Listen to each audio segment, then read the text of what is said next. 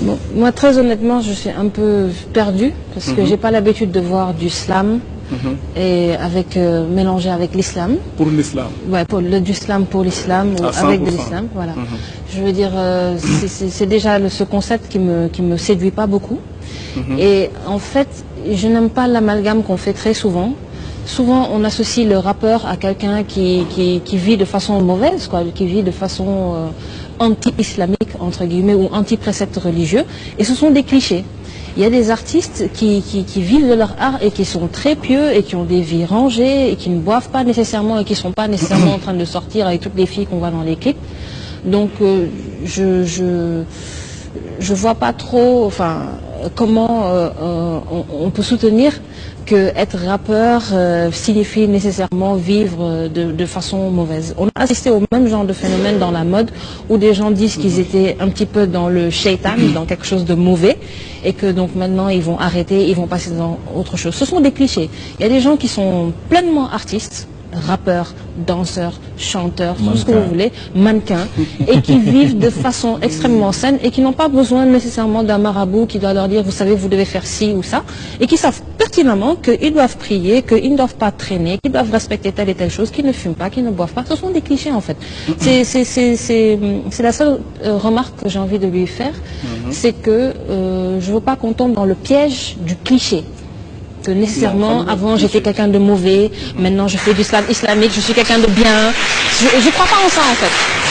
xam nga cliché xaw man est-ce que comprendre naa ko wala mais cliché pour man mooy kuy taxaw fële di ko tapalaate mais man dama nekkoon acteur.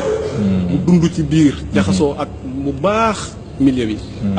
ak yeneen ñi nga xam ne ñoo nekkoon ci biir milieu bi. donc li may wax làmbatuwuma ko du ma toog fii di citer di wax telle personne wax na lii defu ko wax mais booy xool. am na loo xam ne bëgguma ci woon sori mooy lu mel ni ñëwaat toog di blâmer rab bi wala di dal ci kawam.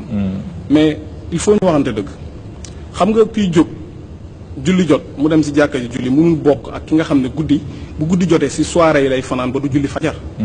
te rap ak musique yi nekk Sénégal yépp yi ñuy def dama bëgg ngeen citeel ma ban artiste moo fi nekk te du dem boîte de nuit est-ce que boîte de nuit kenn nit sax bu amee dëj dina fa dem jour boobu. Est-ce que monsieur, il y a tellement d'artistes qui ne vont pas en boîte de nuit. Ils sont en studio, ils sont en train de créer, ils travaillent. Ils n'ont pas que ça à faire. Non, mais il y en a plein. On en a reçu ici sur le plateau. Xam nga da ngay ñëw boîte de nuit pour def peut-être présenter sa non, ça ce sont des clichés ça. xaaral ma ñëw def prestation wala nga dem soirée def prestation ñëw fekk fa ay soxna yoo xam ne lu gàtt la ñuy sol. muuruñ seen yaram. donc di jaxasoo ak ay góor yàlla yu nekkul seen jëkkër. te daganuñu leen. donc loolu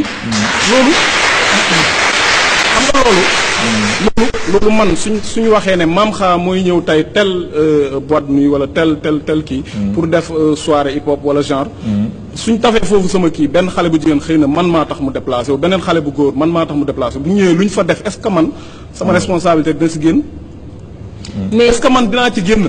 Mais dans les boîtes de nuit, c'est les rappeurs qui démarrent qui jouent là-bas. Hein? Non, mais réponse. Pour faire un concert. Vous prenez un lieu donné, vous faites un concert là-bas. Faire des concerts dans des boîtes de nuit, ça c'est des ma réponse sur ma question. Est-ce que déglu nga sama question lan laa wax. Non, vous êtes en train de mélanger boîte de nuit. Non, mélanger wu ma boîte de nuit ak rap kenn mélangé wu leen dañu mélangé wu ba pare. xam nga mënoo nekk ci milieu hip hop wala milieu musique nga doon dugg ci boîte de nuit.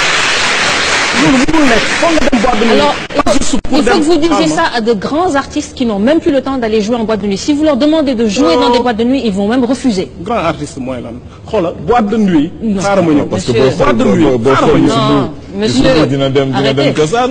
mais xool gars yi ñu may dégg ils viennent d'une prestation donnée et ils s'en vont. boîte de nuit peut-être man sax maa xamul lu may woowee affaire yi mais boîte de nuit ak fépp fu ñuy defee ay manifestations yoo xam ne góor ñi ak jigéen ñi dañuy jaxasoo.